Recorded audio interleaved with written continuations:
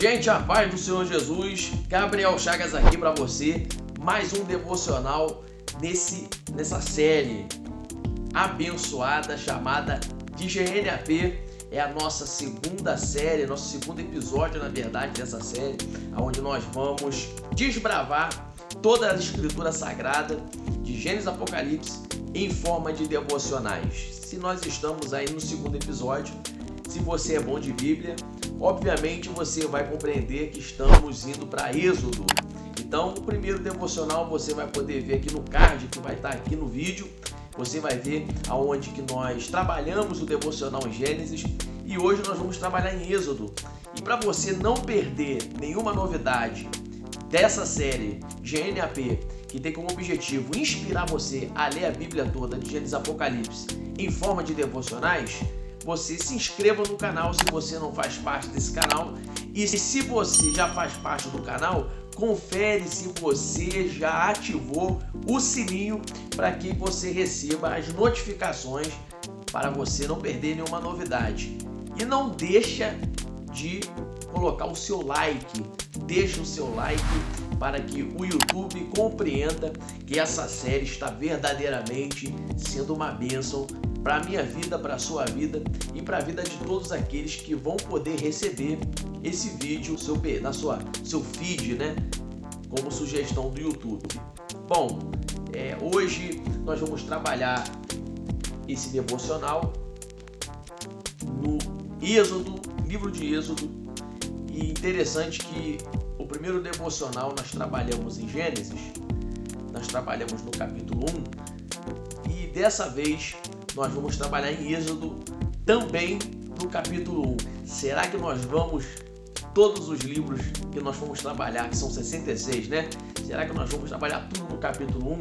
É um negócio interessante, pode ser que sim, pode ser que não sei. Mas seria interessante, né? Todo livro para trabalhar no capítulo 1, eu despertei para isso hoje. Então, abra sua Bíblia em Êxodo, capítulo de número 1, que foi o devocional que eu fiz hoje. Estou com algumas anotações aqui. E nós vamos ler aqui do verso 8 ao 10. Tem algumas anotações, olha só, fiz algumas anotações aqui. Não sei se dá para ver aí na câmera. Aí tem outros papeizinhos aqui também. Já são vários papéis aí que a gente utiliza dentro da igreja, de casa. E a Bíblia é cheia de papéis. Então, abra sua Bíblia, Êxodo, capítulo de número 1. Nós vamos ler aqui o verso 8, 9 e 10. Vou estar utilizando aqui King James atualizada, que vai dizer o seguinte: Levantou-se sobre o Egito um novo rei, que não conhecia nada sobre a vida de José. Então proclamou ele ao seu povo: Eis que o povo dos filhos de Israel tornou-se mais numeroso e mais poderoso que nós. Vinde, tomemos sábias medidas, ou em algumas versões vai estar escrito assim: tomemos medidas astutas, ou venhamos agir com astúcia, a fim de impedir que ele cresça ainda mais, pois do contrário, em caso de guerra, aumentará o número dos nossos adversários e combaterá contra nós, para depois deixar nosso país assolado. Olha só que interessante isso aqui, né?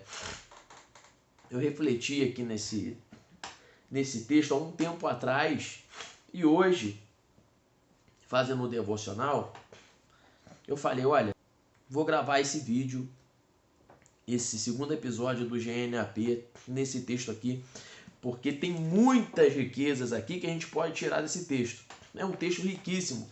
Se nós formos ler apenas o verso 8 até o verso 14, tem muita coisa que a gente pode tirar dali. A gente pode falar sobre o faraó, sobre o posicionamento do povo de Deus. A gente pode falar sobre o trabalho, né, a opressão que o povo de Deus começou a sofrer nesse momento. Na verdade, não começou a sofrer exatamente aqui.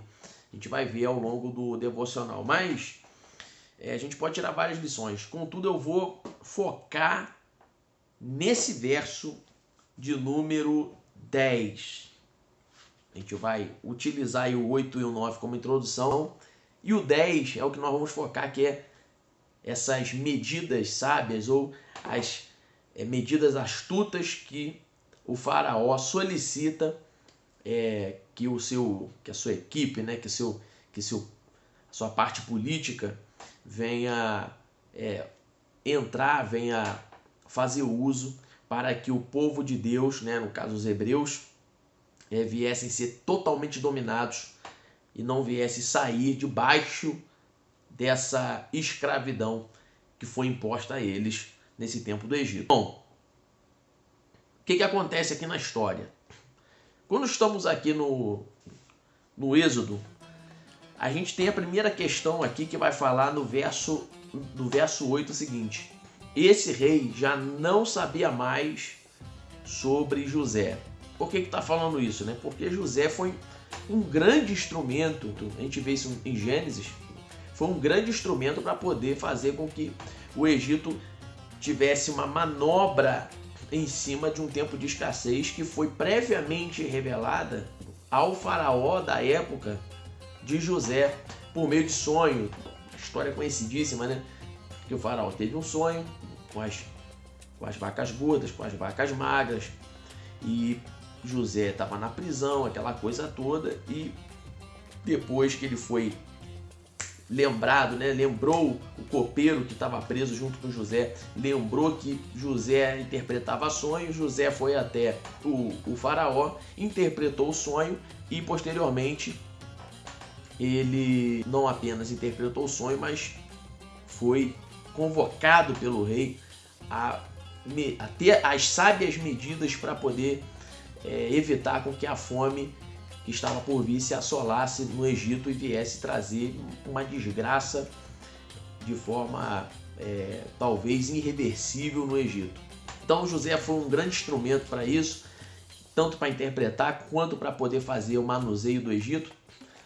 E 7 anos de bonança, 7 anos de fome, o Egito passa com todo sucesso, só que tudo aquilo que José fez, tudo aquilo que José contribuiu para o Egito, lembrando que José era um estrangeiro, José era um hebreu, isso já não contava mais nessa época do Êxodo aqui. Primeiro, existem 2 fatores aí que nós vamos compreender por que esse faraó desse tempo aqui não sabia, e também, vamos dizer a verdade, nem queria saber o porquê que José fez ou que José deixou de fazer pelo Egito. Primeiro, o tempo, já se passaram muito tempo depois que José havia feito essa contribuição para o Egito, que José havia, vamos dizer assim, abaixo de Deus, debaixo da direção de Deus, salvado o Egito dessa fome. Ele não queria saber, o tempo já era grande, já era extenso, já havia uma longa distância de tempo entre José e esse faraó. E segundo, é que ele não iria querer saber porque José era estrangeiro. E esse faraó daqui, ele era o faraó egípcio. Mas aí você vai pensar, peraí, mas o faraó do tempo de José também não era egípcio? Todo faraó não é egípcio? Por que esse destaque? Na verdade, o faraó da época de José não era muito bem um egípcio. Ele era um Ixo. Se a gente for fazer a reconstrução da história, conforme a história, não somente conforme a Bíblia, mas também pegando a história para nos ajudar, nos auxiliar a construir o cenário bíblico, a gente vai verificar que houve um tempo em que teve uma invasão, uma rebelião em cima do Egito por meio dos Ixos, e os Ixos conseguiram, por um tempo determinado, dominar o Egito, e um Ixo que provavelmente era Apop I, ele é esse cara, o faraó, o rei do Egito na época de José. Como os Ixos eram estrangeiros e Apop era um Ixo estrangeiro, somente essa possibilidade é que condicionaria José a ser um governador do Egito. Por quê?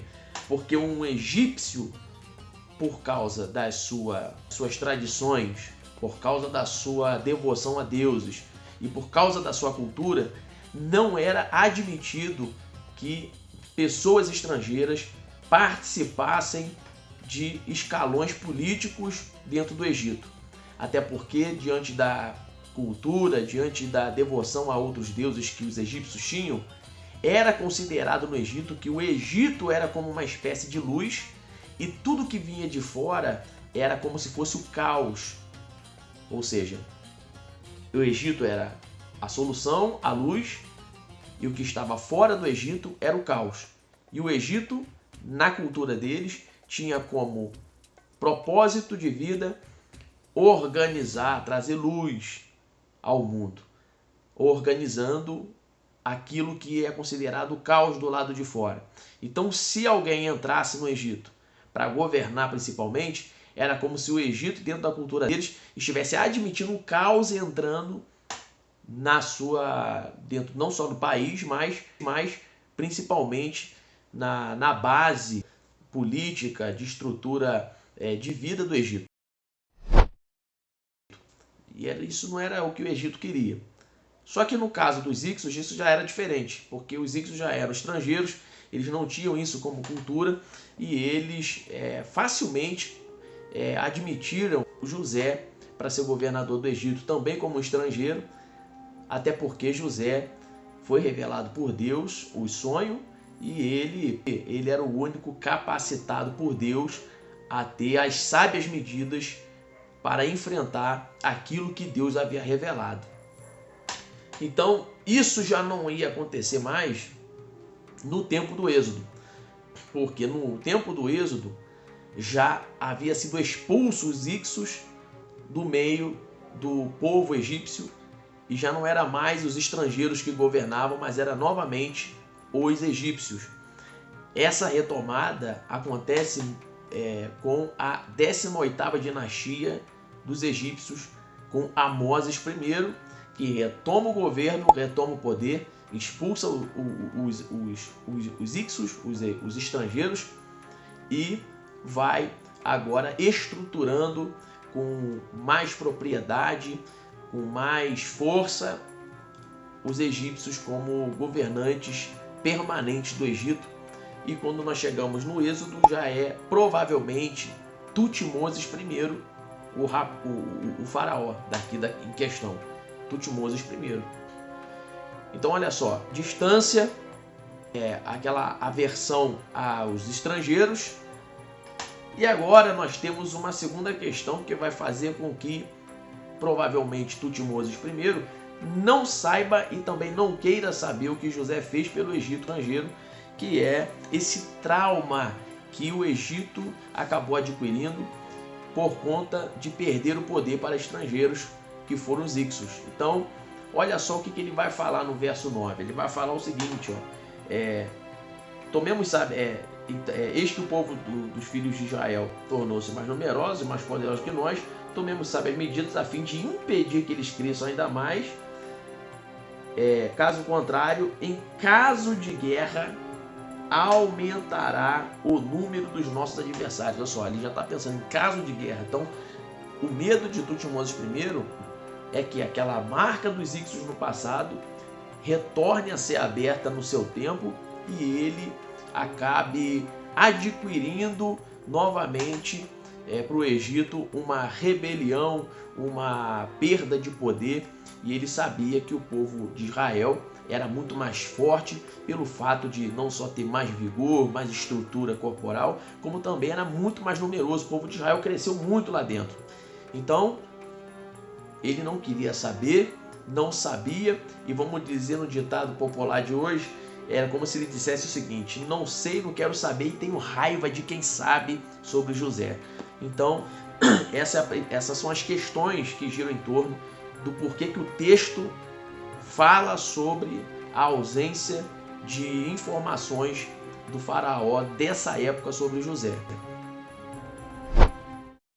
Isso tudo vai contribuir para que o faraó tenha cada vez mais aversão e tenha cada vez mais raiva dos hebreus, porque os hebreus eram estrangeiros e ainda eram queridos pelos Hyksos, até porque foi um hebreu que esteve como braço direito de um Ixo que foi José. Então, ele agora tem que fazer o seguinte, ele pensa, a gente tem que ter uma estratégia.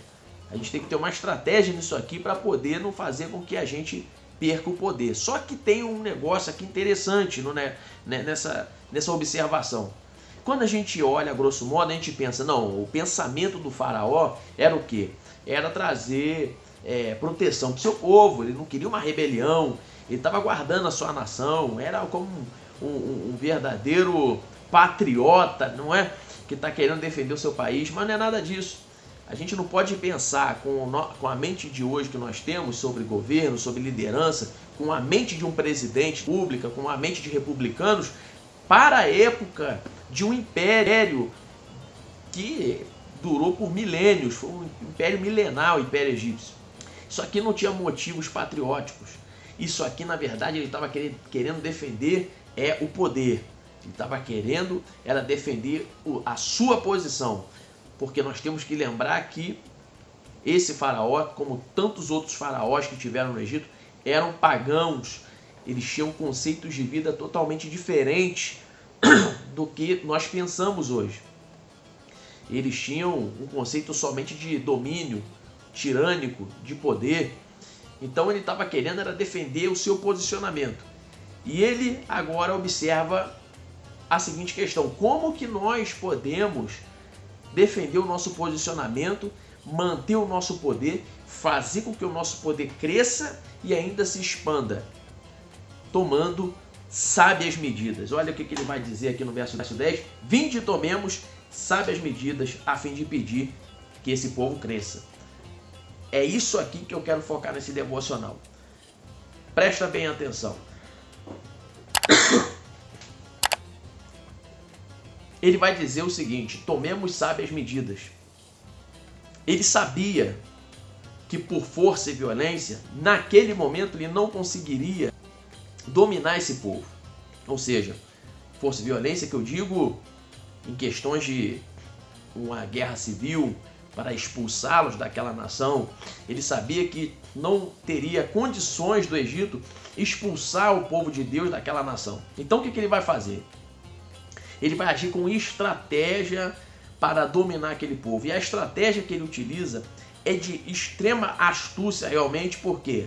Porque ele pega toda aquela força daquele povo de Deus, dos hebreus, ele pega toda aquela estrutura, aquele crescimento e vai focar em duas questões que vai fazer com que, ao mesmo tempo, ele se fortaleça e, ao mesmo tempo, ele enfraqueça esse povo. Ele vai usar uma estratégia para poder fazer o seu poder crescer e se expandir e, ao mesmo tempo, fazer o povo ficar fraco e dependente do governo do faraó e de toda a estrutura do Egito. Ele impõe mão de obra escrava. Vai dizer o próprio texto, no verso 12, contudo, quanto mais os oprimiam, tanto mais gerava os filhos e multiplicava os egípcios, preocupando-se por causa dos muitos descendentes de Israel. Os egípcios obrigavam os filhos de Israel ao trabalho e tornavam-lhes extenuante e amarga a vida com duros serviços a preparação da argila, a fabricação de tijolos, vários trabalhos nos campos e toda espécie de tarefa que os obrigava a realizar. Olha só que interessante. Ele coloca a mão de obra escrava em cima, ele faz com que aquele povo canalize toda a força que eles têm em mão de obra para poder torná-los fracos, né? Dependentes, torná-los submissos, e ao mesmo tempo ele está crescendo em poder e também expandindo o poder, porque vai dizer o texto aqui no verso 11 que, sendo assim, impuseram a Israel inspetores de obra para tornar-lhes dura a vida com trabalhos que exigiam. Foi assim que construíram para o faraó as cidades, armazéns de Pitom e Ramsés. Olha só, isso aqui foi sábio demais, astuto demais da parte do faraó, porque ele, além de canalizar a força, na mão de obra, ele cresce o poder e expande, fazendo com que novas cidades, novas construções dentro do seu país fossem feitas sem exigir trabalho dos egípcios, mas fazendo um trabalho totalmente gratuito, né? Um trabalho escravo por meio dos hebreus, que eram muitos. Olha só isso aqui. Agora, por que eu estou falando disso? Porque para poder aplicar toda essa história que está sendo contada em forma de devocional, nós temos agora que compreender o seguinte: o Egito, ele representa a escravidão espiritual do pecador. É isso que o Egito representa.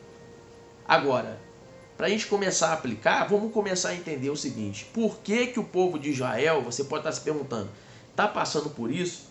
Se lá no começo dá a entender, quando a gente lê o Gênesis, dá a entender que foi o próprio Deus que condicionou o povo a entrar no Egito. Não é porque Deus enviou José na frente e logo em seguida José é o canal, não só para poder livrar o Egito da fome, mas também para livrar o seu povo, né, que consequentemente é o povo de Deus, que tem a promessa que vai apontar para Cristo no futuro, de eles não serem mortos. Então, Deus levou eles para lá. Agora, se Deus levou eles para lá, por que eles estão passando por isso? Aí vem a questão. Está escrito que Faraó já não se lembrava mais de José. Agora, também temos que compreender, ao longo da história, principalmente quando vemos lá na frente, esse povo hebreu aqui que depois vai ser liberto, adorando o bezerro de ouro, nós podemos compreender na construção bíblica dessa história de que o povo também havia esquecido do Deus de José, que era o Deus deles, que era o Deus de Israel. Da mesma maneira que Faraó esqueceu de José, ou seja, não se lembrava mais do que José havia feito, o povo de Deus também já não se lembrava mais do que Deus havia feito, de que Deus é que ingressou eles ali, e de que somente Deus podia tirá-los agora. Então esse é o primeiro ponto do nosso devocional. Às vezes as pessoas estão em um lugar que é por tempo limitado. O povo de Israel não era para ficar ali para sempre. Era para ficar ali por um período, retornar para a terra prometida, no caso era Canaã, e ali vivenciar tudo aquilo que Deus havia prometido para eles e que haveria de prometer. Só que eles esquecem do Deus que levou eles ali. Eles agora estão muito apegados à vida do Egito, estão muito apegados à cultura do Egito e estão até tendo costumes egípcios dentro deles, no meio deles. Então esse é o primeiro ponto que vai fazer com que o faraó consiga aplicar as sábias medidas, as medidas astutas contra o povo de Deus. O povo de Deus havia força, eles tinham número, mas eles não tinham a sabedoria de Deus. Eles não tinham mais a sabedoria do alto para poder fazê-los discernir o tempo de entrada e o tempo de saída, o tempo de regozijar ali e o tempo de sair dali. Eles não tinham sabedoria para discernir, muito menos o que eram para eles fazerem e o que eram para eles não fazerem. Essa perda de sabedoria fez com que a força não valesse de nada e o seu número também não valesse de nada. Eram numerosos, mas eram domináveis. Eram fortes, mas eram vulneráveis. Sem sabedoria de Deus, nós podemos ter número, mas nós somos facilmente dominados pelas trevas, por esse mundo e pela oposição dessa terra. Nós podemos ter muita força, podemos ter muitas qualidades, podemos ter muitas condições, mas somos facilmente vulneráveis sem a sabedoria de Deus e nós somos oprimidos a qualquer momento, porque o mundo, com suas medidas astutas, conseguem condicionar toda a nossa força para ser canalizada em serviço do mundo, fazendo com que o mundo cresça e se expanda. E nós, sem a sabedoria de Deus, sem a presença de Deus, sem lembrar de que foi Deus que nos trouxe e é Deus que nos leva, vai fazer com que nós venhamos ficar oprimidos por trabalhos escravos, sendo serviçais desse mundo, escravos do pecado e consequentemente iremos ter o salário no final das contas, que é a morte. Que isso Paulo já vai dizer em Romanos, que o salário do pecado é a morte. O salário que estava para chegar no povo de Israel dentro do Egito era só a morte. Eles não tinham mais retorno nenhum. Eles tinham uma gratificação ridícula de pepino, de cebola, que depois eles vão tentar reivindicar para Moisés lá na frente, por causa da falta de sabedoria que eles tinham. Eles não tinham a sabedoria de Deus, e o que tinha de salário para chegar no povo de Deus era a morte. Contudo, só tem uma solução para nos tirar das medidas astutas desse mundo. O mundo está com medidas astutas para poder manter, ainda que esse povo seja escolhido por Deus. O povo que estava aqui era um povo escolhido por Deus. Isso aqui era um povo de Deus. Era um povo escolhido pelo Senhor com promessa. Era um povo escolhido pelo Senhor com propósito. É dali que iria ser apresentado o Messias, é dali que ia ser apresentada a salvação, é dali que ia ser apresentado as bênçãos de Deus para todo mundo. Mas mesmo assim, sem a sabedoria de Deus, sem a presença de Deus, se esquecendo do que Deus havia feito, esse povo, mesmo sendo escolhido, foi alvo de opressão e de medidas astutas para mantê-los trancafiados na escravidão, e que no nosso caso nós podemos aplicar escravizados pelo pecado. Você pode ser escolhido, você pode ter uma promessa abençoada, você pode ter propósito, você pode ter tantas coisas que Deus reservou para a sua vida.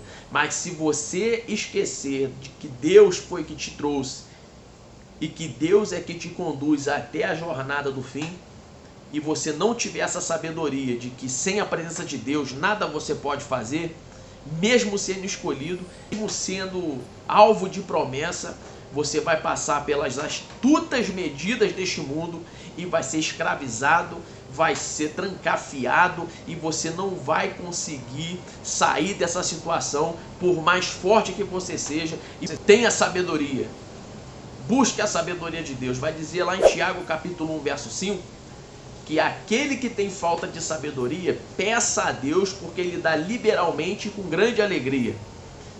E que sabedoria é essa? É a sabedoria que a gente vai conseguir aplicar logo após ali no capítulo 4 de Tiago, verso 8 ao 10, que ele vai dizer o seguinte: achegai-vos a Deus, Ele se achegará a vós. Limpai as mãos, e vós que tendes a mente dividida pelas paixões, purificai o coração. Entristecei, arrependei-vos e chorai.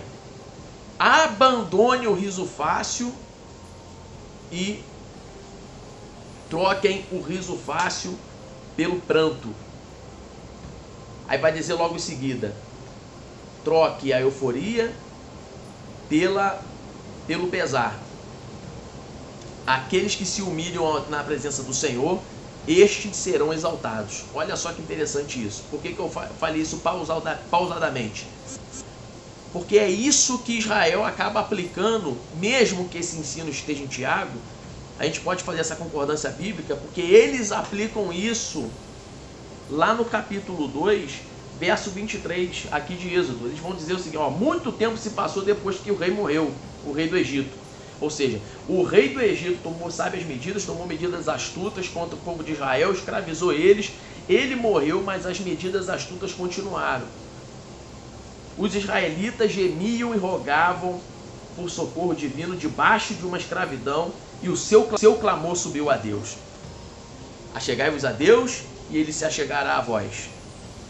Olha só que interessante, né? A aplicação de Tiago 4 com essa questão aqui. Aí, eles se humilharam, né?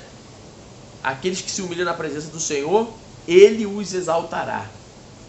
Se a humilhação diante do mundo vai trazer desgosto, desonra, desprezo, e vai trazer, logicamente, a morte, porque a pessoa vai morrer de desprezo, vai morrer de desgosto, de desonra. Mas a humilhação na presença do Senhor traz exaltação, porque Deus vai pegar essa humilhação. Que humilhação é essa?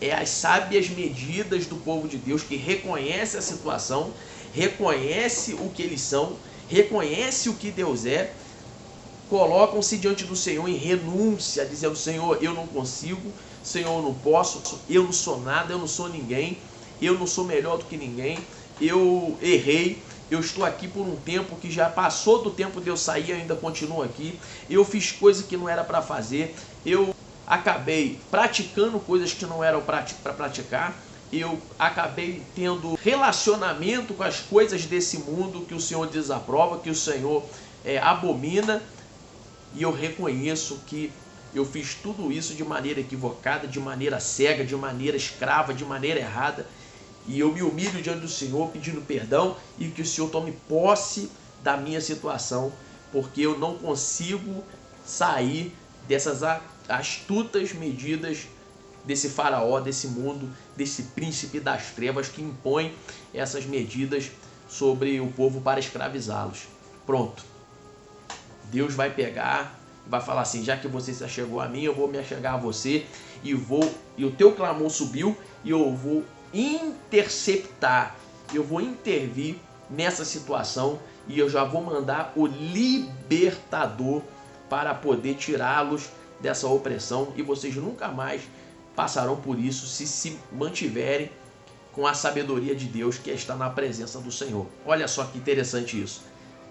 O libertador foi Moisés e o nosso libertador é Jesus Cristo, que já foi enviado, que já morreu por nós, ressuscitou por nós e está não somente intervindo na nossa situação, como também está enviando sabedoria para que nós não venhamos cair nas astutas armadilhas deste mundo e do príncipe das trevas que insiste em escravizar pessoas, mesmo que elas sejam escolhidas e que tenham promessa. E aqui eu encerro o devocional dizendo o seguinte: não caia nas medidas astutas desse mundo. E só tem uma maneira de você não cair nas medidas astutas desse mundo: é com a sabedoria de Deus. É impossível você não cair nas astutas medidas deste mundo se você tiver falta de sabedoria de Deus. E eu digo sabedoria de Deus porque isso Tiago vai dizer também, lá no capítulo 4, se eu não me engano, vou abrir aqui até na íntegra. Vou abrir aqui na íntegra Tiago fica depois de Hebreus. Tiago capítulo 4, se eu não me engano, acho que continua no capítulo 4, ou no capítulo 3, no capítulo 3 vai dizer o seguinte, ó: no entanto, se abrigais em vosso coração inveja, amargura e ambição egoísta, não vos orgulhei disto, nem procureis negar a verdade, porquanto, olha só o verso 15, capítulo 3, verso 15 agora, porquanto esse tipo de sabedoria não vem dos céus, mas é terrena, não é celestial, mas demoníaca. Existem dois tipos de sabedoria: a sabedoria celestial, essa que vem de Deus, e a sabedoria que é demoníaca, que é terrena, que às vezes vai utilizar de muitas palavras bonitas, de muitas palavras persuasivas, mas na verdade estão levando você a um cenário de egoísmo, de soberba, a um cenário de sabotagem, a um cenário de ilusão, a um cenário que maqueia a mentira com um senso de verdade. Essa sabedoria é que o faraó tinha utilizado. Essa é a sabedoria que o povo de Deus estava tentando buscar dentro do Egito. Mas quando eles tiveram uma iluminação de Deus, da sabedoria do Senhor descendo sobre eles, e eles utilizaram essa sabedoria para buscar o Senhor em clamor, rapidamente começou o processo de libertação e o processo de eles serem livres e viverem a promessa que Deus tinha para a vida deles. Então que você receba essa sabedoria que vai fazer com que você discirna as coisas, o certo que é errado, o que é justo, o que é injusto, e discirna o momento em que você está e o momento em que você tem que sair, aonde você tem que entrar e aonde você não tem que entrar, o que você tem que praticar, o que não deve praticar, e sabedoria para reconhecer que tudo é por Ele e para Ele. Tudo vem do Senhor e é para o Senhor. Que a sua vida veio do Senhor e a sua vida vai para o Senhor. E a sua vida, enquanto você estiver aqui, ela tem que ser dedicada ao Senhor. Essa é a sabedoria que vai fazer você ficar antenado nas astutas medidas deste mundo, e você será livre de toda a amarra, de toda a escravidão, e você será, como Gálatas capítulo 5, verso 1 vai dizer, você foi liberto para a liberdade, né? Vocês são libertos para a liberdade. Não é libertos, não é uma liberdade falsa, né? Uma escravidão com sentimento de liberdade, mas é na verdade uma liberdade verdadeiramente para ser livre. Para ser livre, você foi liberto para a liberdade. Jesus já tirou você da escravidão. Agora que você tenha sábias medidas para não cair nas astutas medidas deste mundo e você ser abençoado para a glória de Deus. Se renda, seja sábio, se humilhe diante do Senhor, se achegue a Ele e Ele se achegará a você. Amém? Glória a Deus. Quanto tempo já temos aqui? Meu Deus, já temos um tempo considerável e eu tenho que terminar esse devocional aqui. Mas antes de terminar esse devocional, eu tenho rapidamente para você uma dica especial. Então, barulho de chuva aqui abençoado, está chovendo bastante. E todo devocional eu indico o livro. Todo devocional eu indico o livro. E esse devocional não vai ser diferente do devocional passado. Você vai conferir o livro no final. E aqui nós temos esse livraço aqui do Paulo Bon, que eu vou indicar para você que está querendo começar assunto de bibliologia. Deus falou na língua dos homens. Um livraço para você que quer saber tudo de forma introdutória sobre bibliologia, saber como foi canonizado o Antigo Testamento, como foi canonizado o Novo, quais foram os idiomas utilizados para poder compor toda a Escritura, como que funcionou ali para poder construir os evangelhos, quem veio primeiro, se foi Mateus, se foi Marcos, se foi Lucas, se foi João, quem usou quem, será que alguém usou alguém, será que teve ali uma consulta com um com o outro, será que eles bateram um papo, o que é crítica da forma, crítica da redação, o que é crítica textual, tudo isso você vai aprender nesse livraço aqui que vai estar no link da descrição e você vai poder ser abençoado. São quantas páginas aqui? São 400 páginas, livros em coloração amarela para o descanso da vista. Foi a Thomas Nelson Brasil que fez esse livro, em parceria com o Bibotal, que é um podcast que eu já ouço desde 2017. E aqui você tem toda uma capa linda, totalmente trabalhada, uma beleza, um espetáculo. Você não pode perder. O link está na descrição. Compre na promoção desse link. E você também pode conferir camisas abençoadas que são focadas para o povo de Deus. Todo mundo pode adquirir, logicamente, mas é focada também para o povo de Deus, para o povo de Deus ter uma referência de marca de roupa com princípios cristãos. Então você tem a Ship Clothing BR, que você vai ter o link aqui na descrição. São camisas estonadas, camisas masculinas, t-shirt masculina, t-shirt feminina, que é baby long, vai ter boné, vai ter caneca, vai ter muita coisa boa e é só camisa de primeira qualidade. Então você vai conferir como? No site que está no link aqui da descrição e você vai poder desbravar, e eu vou deixar aqui embaixo um cupom de desconto da Ship Clothing BR que está com a gente e você vai poder comprar com esse cupom já com desconto abençoado e você vai poder ter peças de roupas de muita qualidade, de princípio cristão, onde a sua fé vai estar estampada. Então não deixa ficar de fora dessa promoção, desse cupom, aproveite que é por tempo limitado.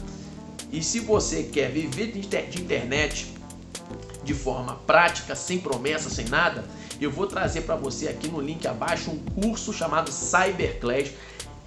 São, na verdade, uma plataforma tipo uma Netflix que tem vários cursos voltados para marketing digital, voltados para ganhar dinheiro com o YouTube, com WhatsApp, com Instagram, com TikTok, com internet.